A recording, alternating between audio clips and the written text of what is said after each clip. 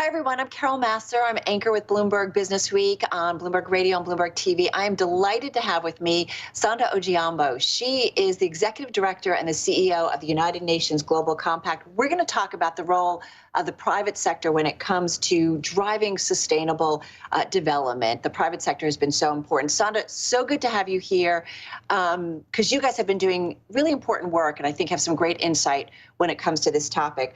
I want to take you back to COP26, just happened. We heard from John Kerry, the U.S. Special Presidential Envoy for Climate, and here's what he said.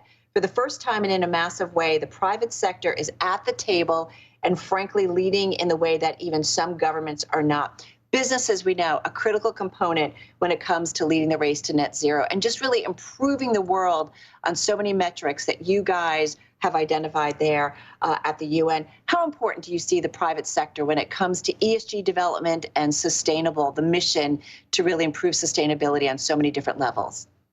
Well, first, thank you so much for having me. And I think the quote that you just read by John Kerry really does set the pace. You know, in so many instances over the last couple of years, we are seeing private sector take the lead. Climate is one of them. We're seeing private sector also take the lead on issues such as gender. We're seeing private sector take the lead in racial and social justice. And, you know, it really is, I think, the way that society continues to function. In the past, there was a lot of focus around corporate social responsibility, which was really around, you know, doing good and being philanthropic. But over time, you know, it's becoming exceedingly clear that the business can play a key role in both, you know, driving business and good business, but also contributing to societal transformation, to sustainable development issues. And it is critical. You know, you sit around the table and you have government, you have private sector, and you have civil society. They all have a stake in making the world a better place for everybody. I mean, after all, you know, private sector is investing in its customers, it's investing in the future generations. And I think that is also extremely important for creating the world that we want. All right. Having said that, you guys did a great survey with Accenture, and I want to bring it up. You did a sustainability study. It was a massive one, really comprehensive. You found that only a small percentage of CEOs really kind of know what they need to do. Only 18% of CEOs said that governments and policymakers have given them the clarity needed to meet their sustainability and climate change targets. Roughly 1 in 5. That's not great. So they know, CEOs, leaders know they need to do something. They just don't know what they need to do. Why don't global leaders know it? And what kind of guidance do you think, and what kind of clarity do they need to know? And that's a great example. You know, at Glasgow, we also had a convening where we brought together in the room, which was great to be face to face, you know, over 50 key business leaders, and really took stock of what they're doing in climate. And there's so much ambition, there's so much action. But the truth is, you know, to make these big shifts that are needed in the climate space, you do need an enabling government framework. You need government commitment to targets. You know, they call these nationally determined contributions. You need clarity on what the private sector engagement pathways are going to be. You need to understand what are the incentives that are going to be laid forward for the private sector and what's the general direction of travel. So not all countries have set nationally determined contributions or plans that are as ambitious as they need to be to address the climate crisis. So that was one of the concerns of our private sector collaborators. Second, not all countries have really called in the private sector to make their contributions. And then thirdly, you know, I know we might talk about that later, is, you know, large commitments are being made, but how credible are they? And to what then are private sector aligning their goals against? So it is fair, and what private sector is saying is, government, we're here, we're ready, we have the ambition, we want to contribute to addressing the climate crisis, but government needs to lay that overall enabling environment and direction for the private sector. But that notwithstanding, there is immense progress and immense ambition amongst the companies that are, you know, members of the Global Compact and beyond.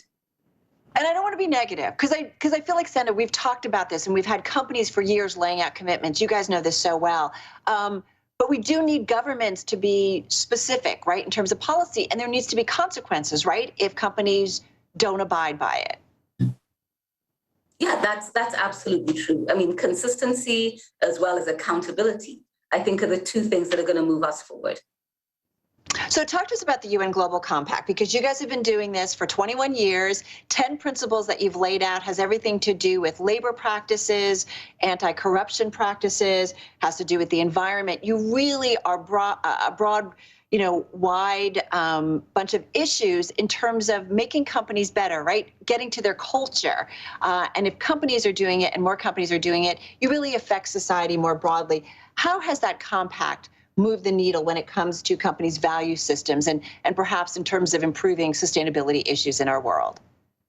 Yeah, so, our 10 principles, as you've articulated, for us are what we believe are the foundation of a solid, responsible, and resilient business. And we believe that companies that embrace our 10 principles will be much more sustainable in the long term. They'll be able to withstand, economic crises. They'll be able to withstand political crises. Certainly be able to better weather, for example, the pandemic, as we've seen. And that's simply because they'll have the right principles in place and a longer term view to their business.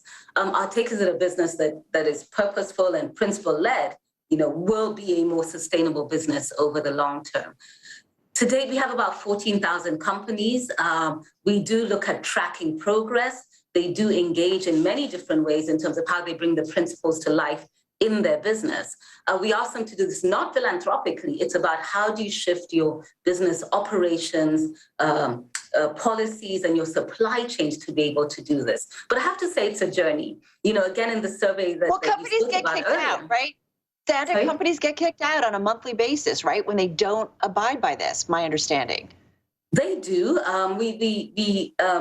Companies do report, and based on that reporting, we have had to delist some companies. We also take a keen look at, companies, should I say, behavior. When companies commit egregious issues that really go against the fundamentals, we've had to ask them to sort of step away from the Global Compact, review what the critical issues were, and then they could rejoin once those have been addressed. Well, by doing this, and you guys have been doing it for over 2 decades. And if you look at kind of how it's progressed, is there something to be learned by laying out these principles and working with companies, getting feedback from companies about their progress or lack thereof, that gives us, some insight into what governments need to be doing, policymakers need to be doing when it comes to us as a world really getting closer to ESG and sustainable goals? Yeah, and I'll take that question from 2 angles. First, let me look at it from an investor angle. Data, research, numbers are showing us that capital is moving towards companies that are embracing more of a sustainable business framework. So that's one. And that's a great lesson because, if investors are saying, we know we get better returns when companies adhere to principles, when companies pay due caution to our 10 principles, to ESG focuses, that's one. Another piece, investors are also looking at how they can invest in sustainable development projects and initiatives. And then companies that are engaged in that, be they in infrastructure, be they in the health sector and other areas, then stand to reap massively from that. So I think investor signaling is one very key thing that the businesses should take care of. And it's often been said, capital will go where business is good. And I think that makes really good business sense. Well, you're absolutely right. I mean, finance is such a big part of this. And I was looking at some stats. Global annual sales of ESG or sustainable bonds are approaching $1 trillion. It's almost double the amount that we saw in 2020, according to our Bloomberg data. You have a CFO task force. You guys are working on this for sustainable development goals, working on ways to unlock capital, private capital, and really create a market to mainstream sustainable development goals. What are some of the things that they're working on that they are proposing? A couple of things. CFO task force, it's been about just 2 years in the making, and we have about 65 leading CFOs now who are driving forward this task force. I think one of the key things that they're looking at, first of all, is just really centralizing the fact that the finance function is key to making these very critical decisions on how budgets are made, where funding is deployed, where investment is channeled, how assets are managed. And I think it's very important for that to happen as a first. The second really is that, this function really plays a key role in terms of meeting the expectations of investors, of regulators and stakeholders. The third is then also how do we communicate what happens within companies that do this proper investment that aligns to the SDGs. So they're really focusing on, the risk management part, ensuring that finance is deployed as and where it'll give the best ROI, both for the investor, the company, and for the sustainable development goals. And then finally, how do we communicate that in a credible manner and coherently in terms of what the impact is. They have great ambition, planning to grow to over 1,000 CFOs over the next couple of years as well, and be able to touch all of the markets globally. Because what we are really aiming to do, as I said earlier, is to move capital to where it's needed best to address the Sustainable Development Goals. Sanda, do you think there's a day, I think about when we go through, we just finished a big earnings season.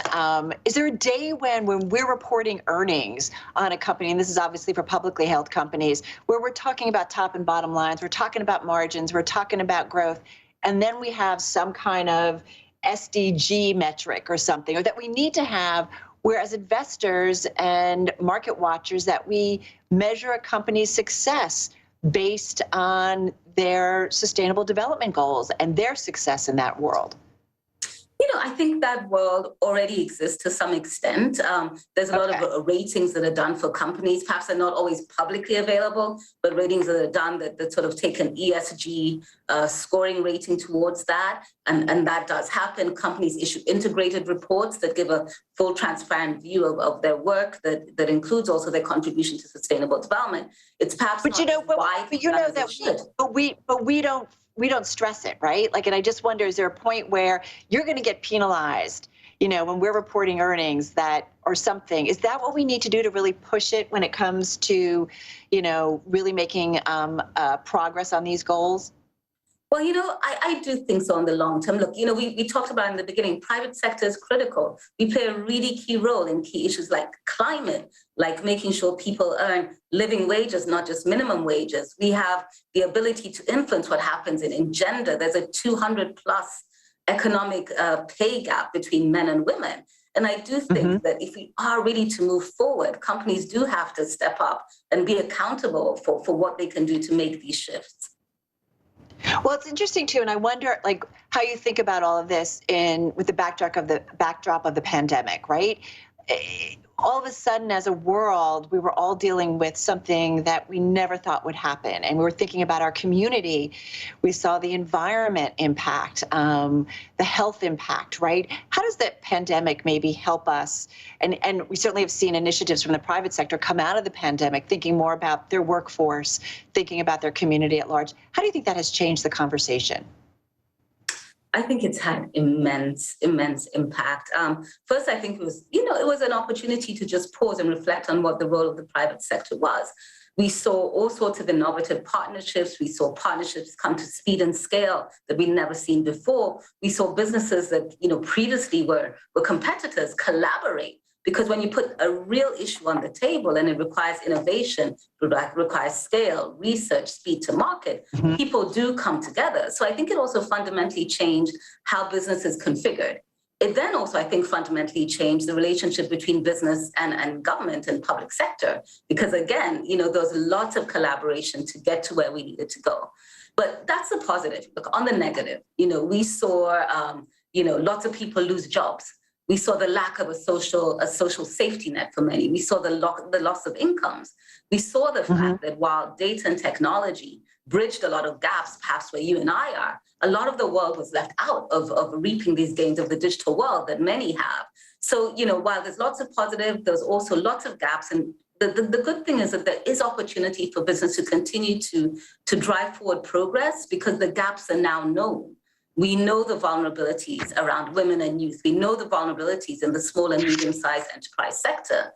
We know the vulnerabilities around the lack of a social safety net. And I think it just provides a strong path forward that is really rooted in a lot of the sustainable development goals for business to continue investing in and partnering in. What's also the important kind of aspect of when we talk about driving sustainable development in the private sector, how we have to think about the developed world, but also the developing world?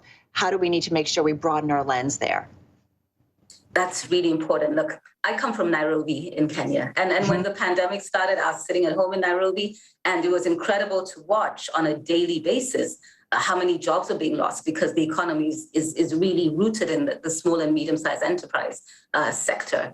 There's two sides to how the responses go. where private sector can really play a role is just making sure that they build resiliency within their supply chains. It's not enough to simply have a successful headquarter, but really, how do you make sure that within your supply chain, your businesses continue to have access to capital to be able to flourish? Your businesses still, protect and promote rights for workers and are able to provide, a living wage. How do you then, at a government level, also look at what are some of the fundamentals in this new and changing world? Access to connectivity is now becoming more and more important as we move forward. I think some of those things are really critical. So, looking at the issue from both sides of the globe provides immense opportunity to really understand how to share benefits across the world and be able to ensure that there's a lot of seamless things that are happening. Most recently, we've seen, borders close around a, variant. What does that mean for trade, for movement, for business in places where economies were literally crumbling at one point in time?